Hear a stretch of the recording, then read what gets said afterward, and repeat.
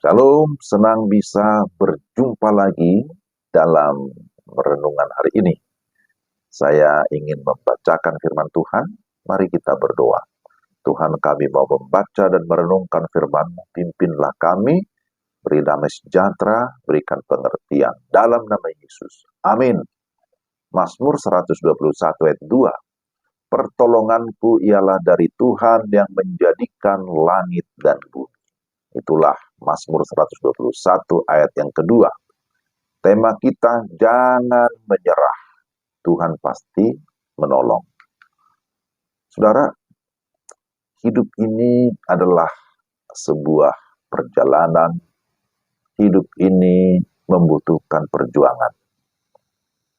Seringkali kita disebut sebagai musafir atau peziarah. Tapi kita sedang berjalan ke arah mana? Perjalanan kita adalah perjalanan iman, tentu saja seharusnya mengarah kepada Kristus. Dan dalam setiap perjalanan pasti ada bahaya, ada tantangan, dan hal itu bisa melemahkan atau membuat seseorang menyerah.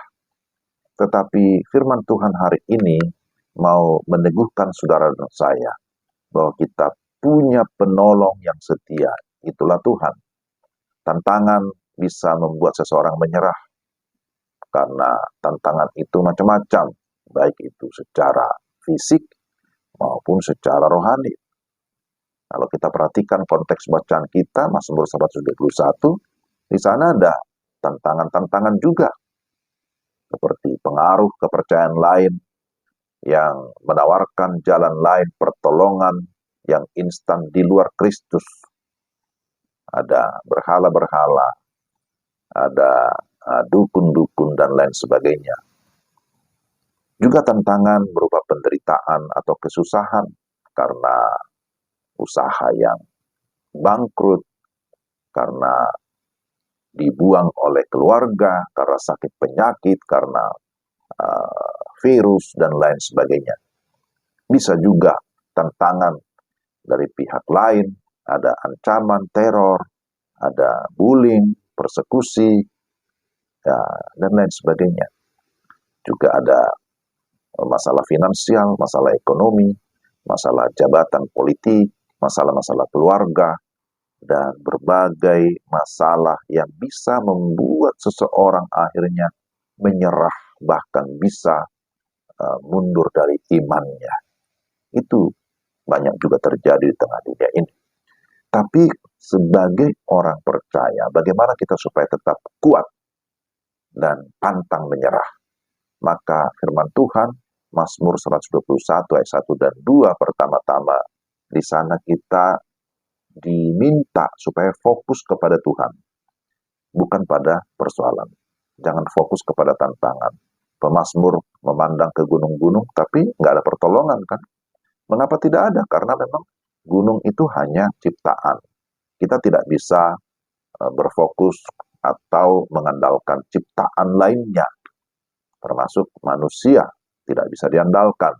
Tetapi mari kita fokus kepada Sang Pencipta, yaitu Tuhan, karena Dia adalah pribadi yang hidup, yang berkuasa, Dia yang sanggup memberikan pertolongan.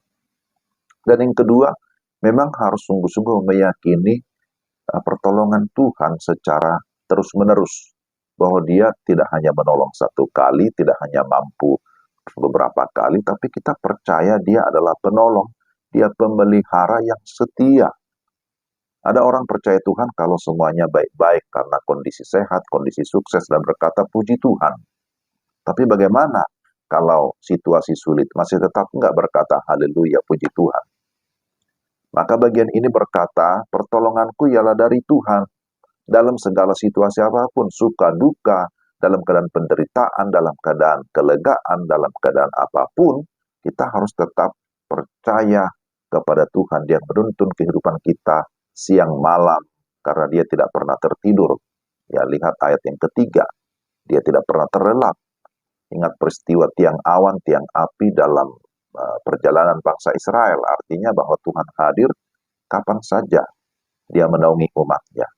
maka kita harus percaya bahwa Dia menjadi tempat perlindungan kita yang aman. Dia menjadi penjaga yang memberikan kita ketenangan, dan pemeliharaan Tuhan, penjagaannya itu tidak hanya bersifat sementara tapi kekal. Dan yang ketiga, mari kita tetap memiliki hubungan yang intim dengan Tuhan, memiliki relasi yang baik dengan Tuhan, bahwa penjagaan Tuhan itu ya pasti nyata, betul, tetapi kita lihat bahwa Tuhan menghendaki supaya kita sungguh-sungguh memiliki hubungan yang intim, hubungan yang dekat dengan Tuhan. Jadi kalau dalam ayat 1-2 di sana dikatakan, pemazmur memakai kata ganti aku, ya. Tetapi ayat 3-8 memakai kata ganti kamu dan engkau. Artinya apa? Jadi baik aku maupun kamu yang beriman kepada Tuhan akan tetap aman dalam penjagaan Tuhan dalam situasi apapun ketika kita memiliki hubungan yang baik dengan Tuhan. Jangan pernah meragukan Dia, karena di dalam Tuhan pasti selalu ada solusi, selalu ada jalan keluar. Amin. Dia Tuhan yang setia pada janjinya. Dia tidak pernah meninggalkan anak-anaknya. Yang ada seringkali kitalah yang tidak setia, kitalah yang meninggalkan Tuhan. Jadi sekali lagi firman Tuhan ini mengajak kita supaya jangan pernah menyerah, tetapi tetaplah berserah kepada Tuhan apapun yang terjadi. Mari kita berdoa. Tuhan, terima kasih untuk firman-Mu. Kiranya Tuhan memimpin kami menghadapi segala masalah, menghadapi segala persoalan kami, tidak akan menyerah kepada keadaan, karena kami tahu Tuhan beserta kami, dan tolonglah kami supaya kami tetap hidup dalam penyerahan diri kepada Tuhan, tetap mengandalkan Tuhan. Dalam nama Tuhan Yesus. Amin. Demikian renungan kita. Tuhan memberkati saudara sekalian. Salam.